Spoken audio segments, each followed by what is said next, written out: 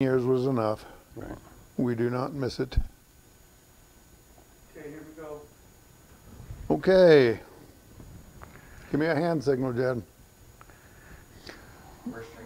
Good morning, everyone. I'm Steve Corey with Mesa TV, and we're here in the Mesa TV studio with Mr. Phil Johnson. He is an employee with the City of Cortez, and his title is the Director of Public Works. And we're here to talk about the proposed project. I think it's gone beyond proposed project. The scheduled project of Main Street median. What are we calling it? It's the ADA ramp and downtown safety improvements. Okay. So Phil, why don't you tell us just a little bit about yourself, and then we'll get on. We're going to have some questions for you. And we've got some viewers' questions from the audience that we're going to try to incorporate this morning. So Phil, tell us a little about yourself first, please. Okay, my name is Phil Johnson. As you said, I'm the Director of Public Works. I'm married very happily. Good. I've been working with the city since January of 2014 in this capacity, and I work with a really great bunch of people. I have a great crew that work really hard for the city, and Good. I'm really happy, and I feel very fortunate to work in Cortez. Good. And where'd you come from? I came from working over in La Plata County. I moved to Colorado in 1999, and I worked for the Southern Ute Indian Tribe and had a consulting business, but I was born and raised on the East Coast. Okay, so you've been in Southwest Colorado going on 20 years maybe? Yes, sir. Yeah, good. Okay, so I imagine you are getting feedback or questions from the community in your position. And we're going to ask some questions here this morning. I guess I could start out. Is there anything you want to say first about the specific project we're addressing on downtown Main Street? Well, yeah, sure. I think it's really important to say that, you know, this project has been almost 7 years in the making. Mm-hmm. In 2012, it started with the Heart and Soul process. You know, there's 1,300 community members that participated in, wow, you know, meetings and interviews and design charrettes for various items throughout the city, downtown beautification being one of them. Mm-hmm. And then subsequent to that was more like the appearance and how the community members wanted it. But then in 2015, we did an analytical study of the corridor with the CDOT and access control plan.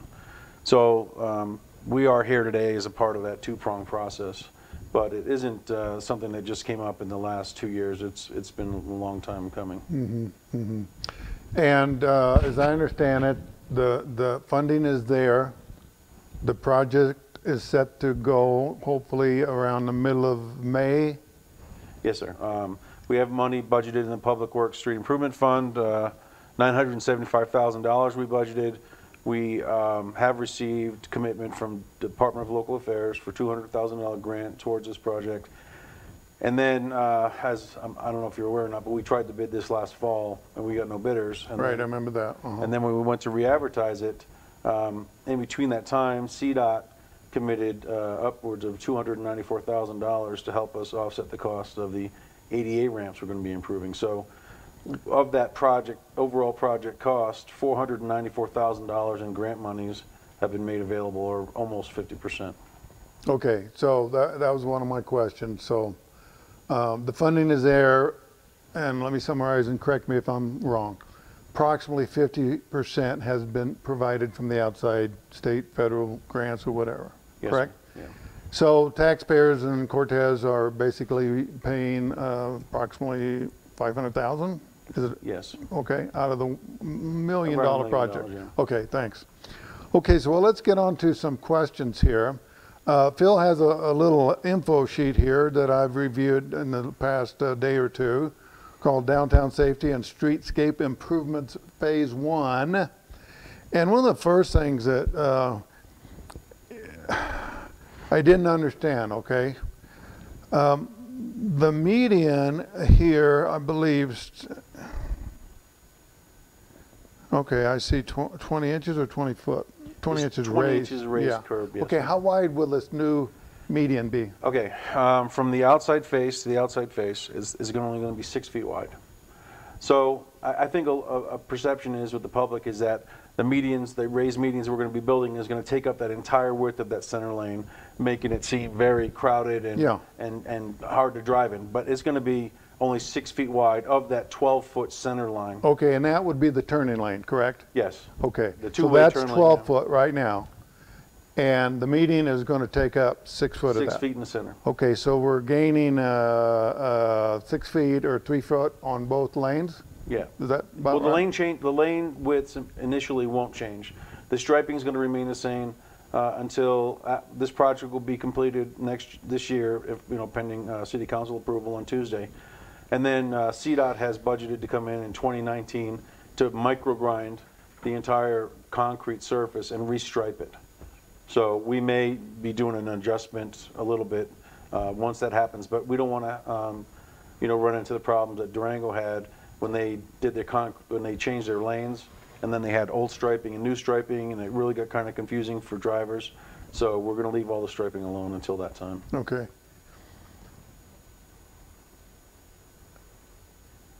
And I have read that, I know that the newspaper, the local newspaper, has had a couple of articles out recently. And so I know not everyone reads the newspaper, and even I, as I recall, they were kind of long or lengthy. They had a lot of information in them. And so some readers probably, like myself, didn't read all of the information. So therefore we can come up with questions. But my understanding is the proposal says that the downtown parking, in other words, right now they, parallel park, is that what you call it? Yes. One car in front of the other. That will not be affected on either side, is that correct? No, once this project is done, there will not be any impacts to the existing parking that's currently there. It's not going to change. Okay, so here's one of my questions as a former tourist-related business owner. Why are we doing this in the peak months of Cortez, Montezuma County, Four Corners area, tourist season? That's a good question. Well, our intent when we first bid this last summer, we opened bids in mid-August and hoping that we could have a contractor come on board right after the holiday in September. So we could work in the fall Right. off peak. Right. We received 0 bids. And so we thought, well, okay, we'll relet it in midwinter. Let me stop you just a minute. Any idea, what was your conjecture when you received 0 bids? I mean, isn't that kind of surprising? Did that surprise you? It did surprise me, but not as, not really a lot. I think it had to do with, when you have a winter coming in, when you're starting a project in fall, late summer, going into fall, you don't know how Colorado winters The are. weather, You can yeah. never tell. So you felt that intimidated some potential bidders? I think it did because CDOT requires that if snow falls at all projects stop on the highway. So I think that was a really pretty big outlier out, for the contractors, and that was a reason why they didn't bid it. So we relet it. We were planning on reletting it in January, but then CDOT committed to providing funding for us, and we talked about that internally because we knew there'd be some constraints and requirements tied to that money. So we entered into an IGA with CDOT, and then that set off a whole bunch of stipulations, construction and design standards and requirements we had to comply with, and then they had to approve of our project, our design, our manual, and everything, and that we lost time as a result of that. So rather than getting it out in early January, we just received bids Wednesday this week. So we lost about 8 or 10 weeks there as a part of that process. But having said that, CDOT really ramped up their efforts to get this pushed through their process as fast as possible. Right. Here we are. Okay, let me just summarize that.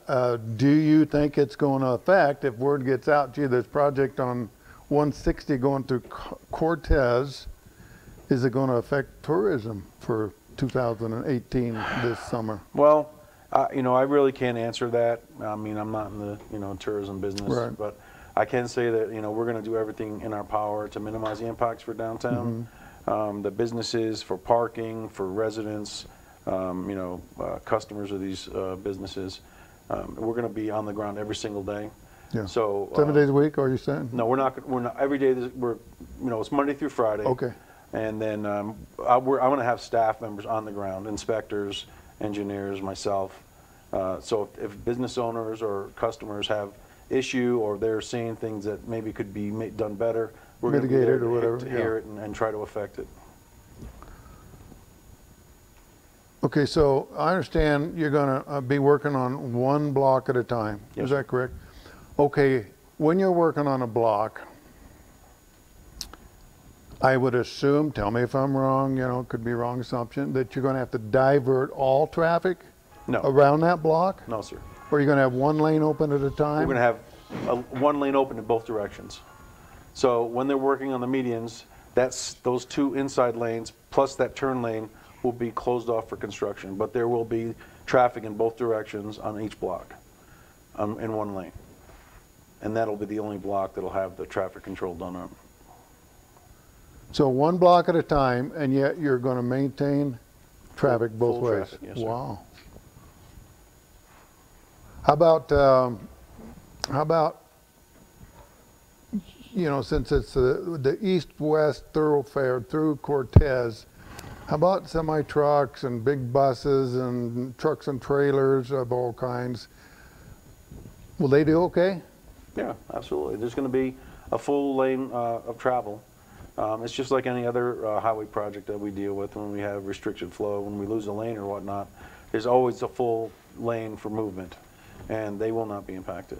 I mean, we're going to be going from 2 lanes to 1, but other than that, they'll... Okay, so it'll be the typical one lane closed, okay, this direction, and then they're going to switch, and this, like you usually see on highway projects? Well, no, there'll be a lane in each direction, fully open. There'll be an eastbound lane and a westbound lane open at all times. At the same time? Yes, sir. Wow, that's good. That impresses me. And then when we're doing ADA ramp improvements as well, so we'll be doing median work, and then since we can only impact traffic one block at a time, they'll have to come back and do the ADA ramps, which is on the outside.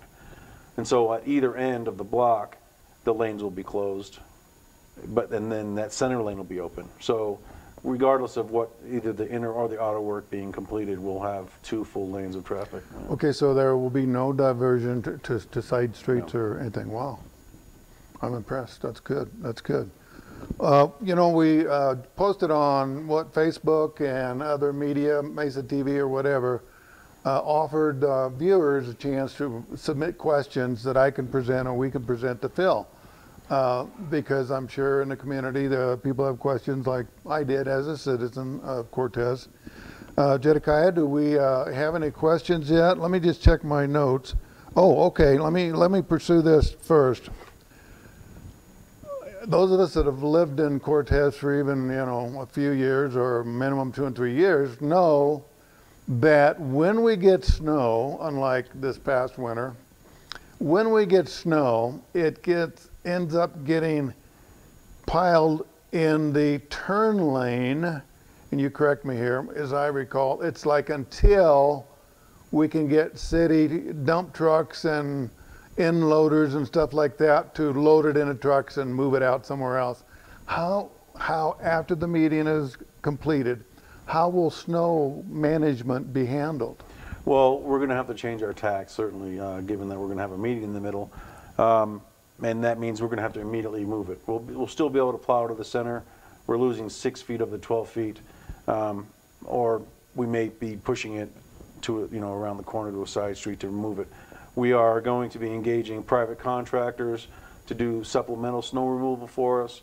If in fact we have a big event, I think it was 3 winters ago where we had several days, a big week. Yeah. And we were fortunate enough to miss that last storm that probably would have, because we were sub-zero and sub-freezing the whole time. Yeah, so, that was a tough winter. Yeah, and I know that's a problem, a potential problem, but we're going to change our game up to address that so we can throw all of our resources to maintain that the main streets stayed clear, and then we're still clearing snow throughout the city with subcontractors and releasing our equipment to those areas as we can.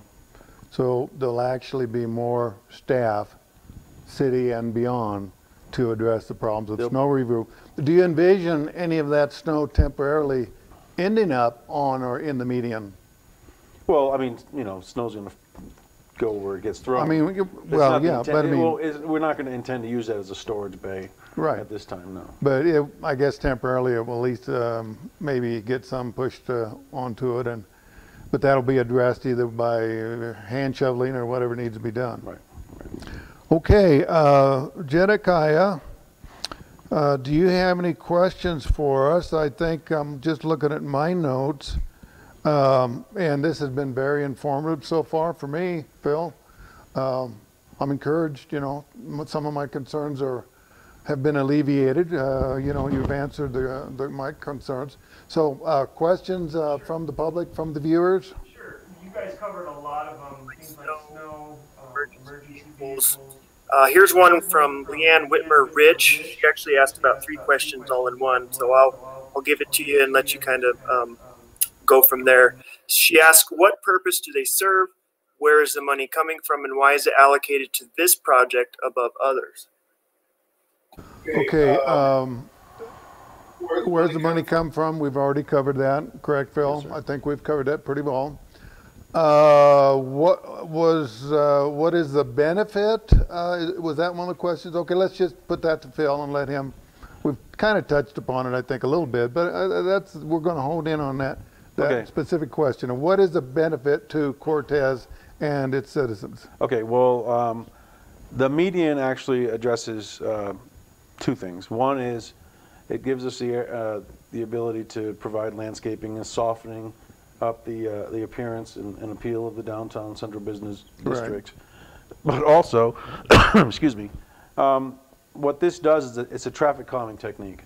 When you know, when you have that big open space, and people they'll track into that and go faster. But when you have, even if it's just the appearance of narrower lanes, when they, you know, not necessarily are, that takes away a comfort level from drivers and slows them down, so they don't feel like they can, you know, go as fast as they want. And like you'll notice, if on East Main, as soon as you get east of Park, it gets really wide, and you could almost land a plane out there. Right. Traffic moves a lot faster. And the speed limit goes up, correct? Yeah, it goes up to 30 miles an hour, but oftentimes it's... Do we have a problem currently, do you think, on Main Street, people going faster than, I think it's 25 miles per hour? 25, yes, sir. Yeah. Do we, does traffic usually move faster than that? I think there are, not as a whole, but I know there are people that do exceed the speed limit, and I know that the city receives a lot of complaints about that. But, you know, Shane Hale, the city manager, were just talking about this yesterday, and you know, a lot of people say, well, let's just put more police out there and write tickets. Well, a police officer is going to slow down just where he is, not one block in either direction, or if he gets called out to do other things. So. And I would imagine it would impact traffic flow through there also. Sure. You know, we had, I know when I go through there, you know, you're kind of usually heading somewhere. You know, you want to get somewhere, and I know I have to really watch it myself, you know. Well, this is 25, this is 25. I want to share an experience just, you know, recently, it was maybe about a month or so ago. It was really scary. My wife and I were driving right down Main Street, that downtown area, you know, right there and along the theater, those 2 blocks along there. And this little car, I believe was out of state, passed us in the passing lane. And, you know, let's assume we were going about 25. I'll bet you that little car was going 40 or 45 miles an hour, weaving in and out of traffic. And, you know, hit the area down there towards Burger King and, you know, flew through the light. I don't remember if we run a red light there or not, but boy, it was scary. I think we called in immediately, tried to notify the local law enforcement and say, hey, this, you know, here's what this car looks like, and never heard anything about it, whether or not they apprehended him. I think we weren't there, you know, we didn't get to the south end of Maine there soon enough, but I assume it went south, and that's all the information we could give. But I have never seen anything like that on our downtown street there. That was ultra, ultra dangerous and surprising. Okay, thanks, Phil. Jed, any other questions here? Sure, we got a question from Lucy Belden Phelps. What about semi trucks? Empire and County Road G have signs that say no through trucks, which means they will use 7th Street through 2 school zones to bypass downtown. I'll go ahead and read one more from Debbie Sneed. It says some businesses get their deliveries by truck on Main Street because the alley is too narrow. And I understand what she says. I've seen the semis that use the median, Right. and then they And they deliver park. their goods through there. So if they lose that, does that mean they're going to have to figure something else out? I mean, if they take up one of the 2 spaces on one side, then they have only one through lane. And if we have an emergency and it's congested, I mean, that's going to put a damper on an Okay, let's emergency. address that second one first, and I'll reiterate in case the viewers can't hear exactly what you're saying. The question is, many of us, I'm sure, have noticed that semis who are supplying goods to the local merchants there on Main Street sometimes or oftentimes will park right there in the median to unload. Obviously, they're not going to be able to do that any longer. Right. What will the suggestion, how will they handle their unloading? That alley on the north side, half a block up from Main Street, is not built for semi access. I don't know if they get in there these days or not, but anyway, what's your thoughts there, Phil? Well, first of all, it's not legal for the trucks to use the twiddle, even though they do. That center lane, they shouldn't be. I mean, Okay. not only is it illegal, it's unsafe. Okay. You know, you got a guy with a hand truck full of goods trying to scurry across 2 Right. lanes of traffic. You know, it's not a safe condition. As part of this project, we're going to be rebuilding 11 feet wide concrete pans through the alleys. We're going to improving the road surface as a part of this project because we know delivery trucks are going to not be able to use that center Right. lane anymore. So as far as being able to use the alleys, I don't believe that's true. I have trash trucks going up and down these alleys on the daily, Yeah. and they're wide trucks as well. They're And pretty actually, good I had a size, Dodge 18-wheeler coming around your building to go park on Market that was right over here delivering to the restaurants here. So you're saying basically they're probably going to have to use the alleys? right, and there are trucks also that I've seen on South Market that'll park in the middle of the road and then offload on a side street instead of the highway, which they shouldn't be doing anyway. But you're, I want to try to interpret that. Are you saying they maybe park in the middle on side streets, which is less, is that permissible? Well, It's maybe less dangerous it's a than lot right less there on dangerous for them, but 160? the alleys are going to be improved for deliveries. So I think that, you know, it might have been just as a matter of course, a lot more convenient to park on Main Street and then run to the front of the store rather than park on the alley and go in the back. You know, I don't know. I haven't done a Do I review hear of you that. saying that there will be some kind of improvements in the alley? Is that Yes. part of the project? It is. Oh, On great. both sides, the north Oh. and the south alleys are going to be concrete surfaced as a part of this project. Is that going to be the whole length of Yes, all 4 blocks wherever? Okay. from Ash east or west to Chestnut. Okay, great. Okay, Jedediah, did I miss part of that question then? I think we touched upon the other part already. What about, should we show our viewers kind of a map? You know, we've got a little map here, and I don't know if we're going to be able to show it to where you can see it very well or not. But let's put that up, and then, Okay. any comments? Sure. Phil? That's. Go ahead. That Elm to Chestnut? Yeah, that might be Elm to Chestnut, but that's really typical of the 4 blocks that are being constructed downtown in the Central Business District. And you know, I think another common perception is that this median is going to go the length of the whole block and have a very small turn bay, when in fact the actual planter section, the raised median section, is only 100 feet long, and then we have upwards of 100 feet on turn bays on either end of that. So, during the design process of this, we took into consideration 18-wheelers, like you mentioned, but we also live in a ranch and farming community where people are pulling trailers.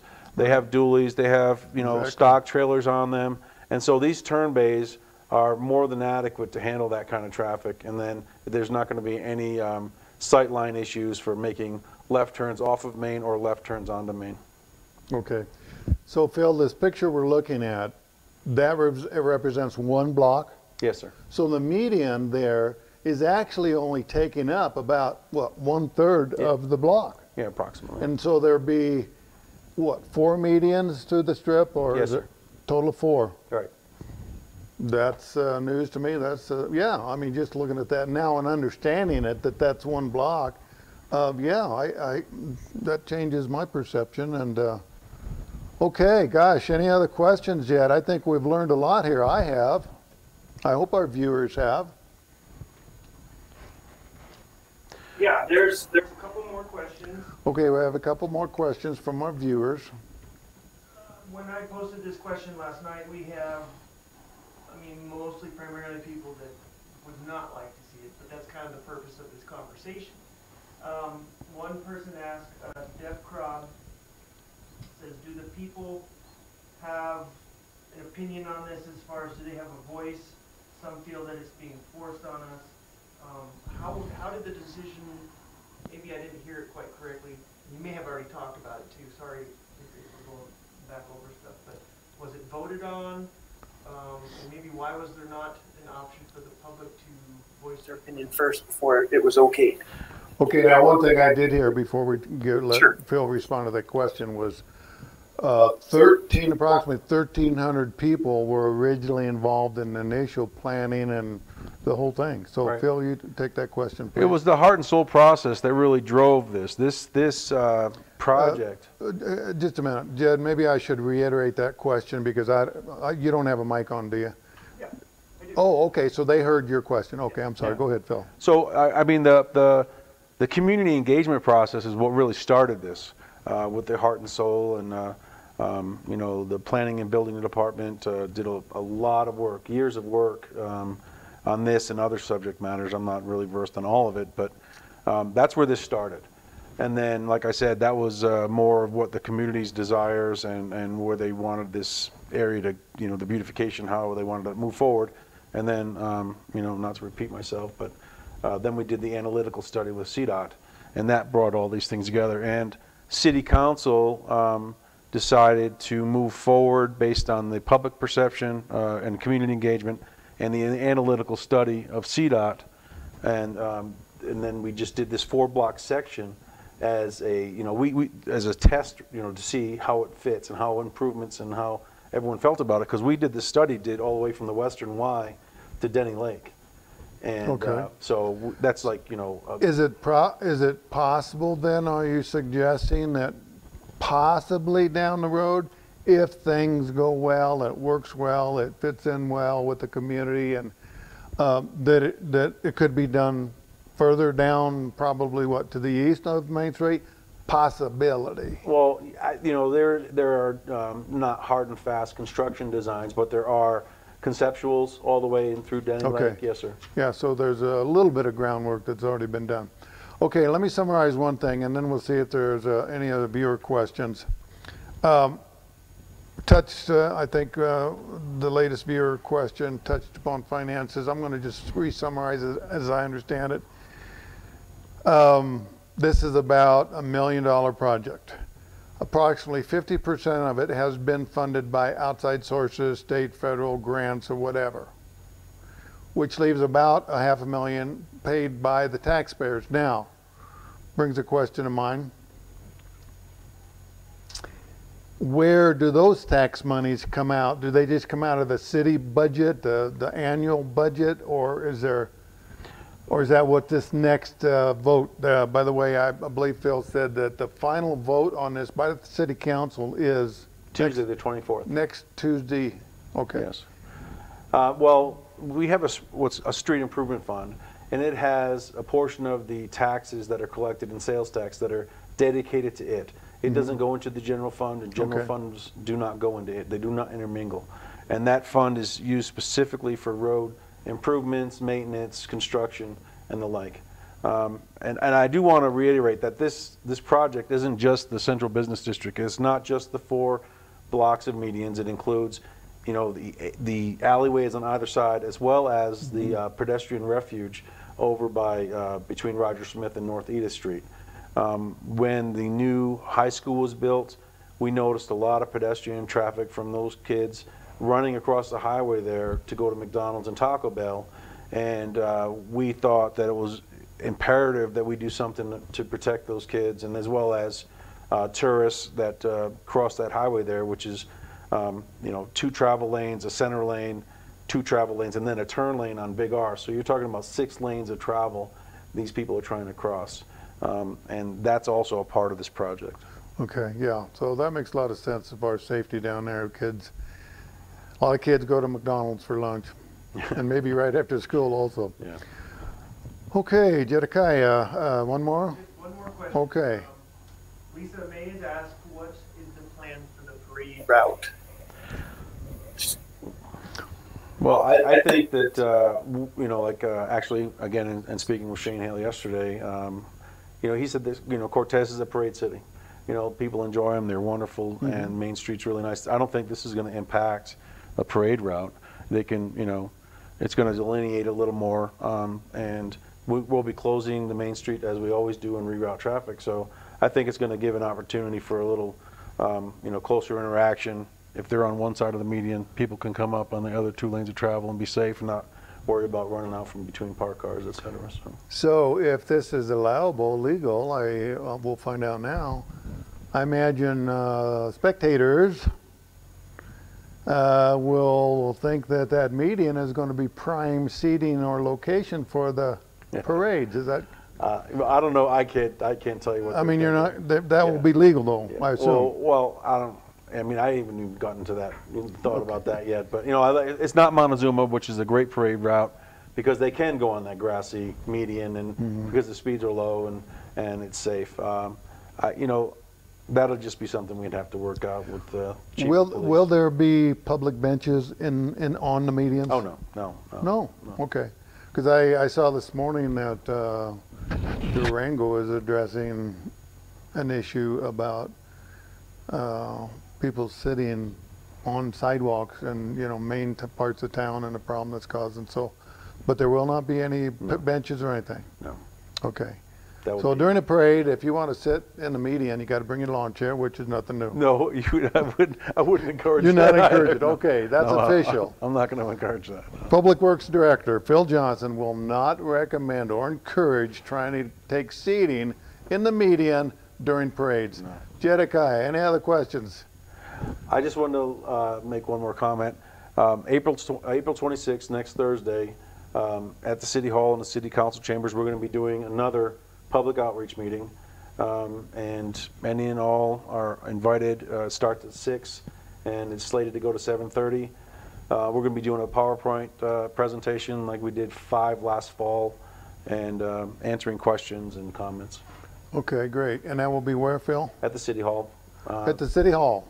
Right. 6 o'clock, April 26th. Okay. Well, hey, this has been very informative. I thank you very much, Phil. Thank you. It's my pleasure to meet you. And viewers, thank you for joining us, and we'll catch you next time.